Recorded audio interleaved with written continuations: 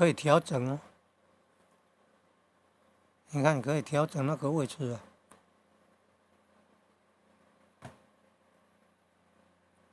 然后按文字，哦，相似的也很多。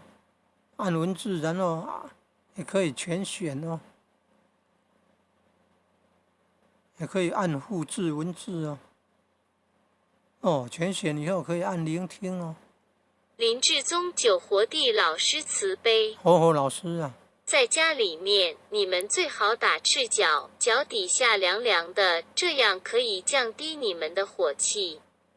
人都有感情，动物也有感情，所以你最好少去接触猫啊狗触。啊，可你能是猫要离淫狗。欲，没有别的办法，你只有远离。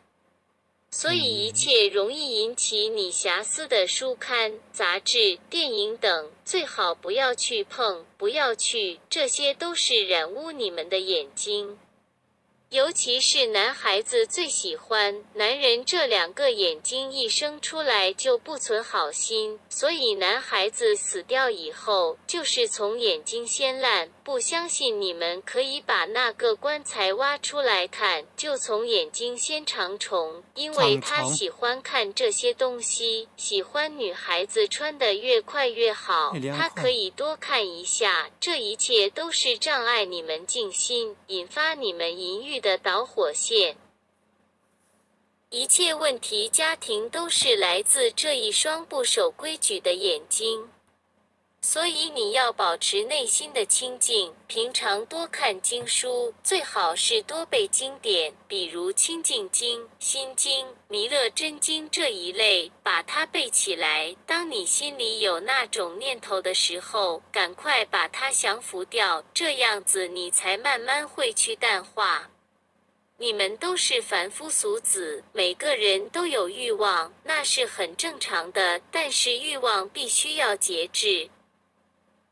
留言，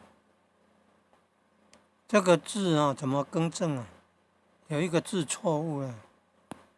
你看，应该是活活老师啊，教男人啊要守规矩，管好眼睛，要先管心，就是要背经典啊，心经啊，清净经啊，弥勒真经啊，就增加正能量啊，断舍离那些淫欲。